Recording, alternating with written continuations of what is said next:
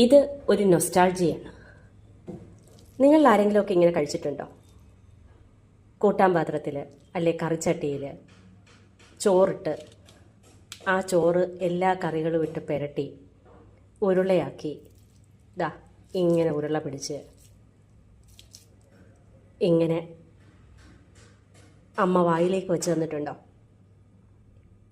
ഇപ്പോഴത്തെ കുട്ടികൾ അയ്യേ കൈയിട്ടിളക്കുന്നു, അയ്യോ ഇങ്ങനെയാണോ, ഇത് വൃത്തികേടല്ലേ, ഇത് മാനേഴ്സിനെതിരല്ലേ എന്നൊക്കെ ചോദിക്കും.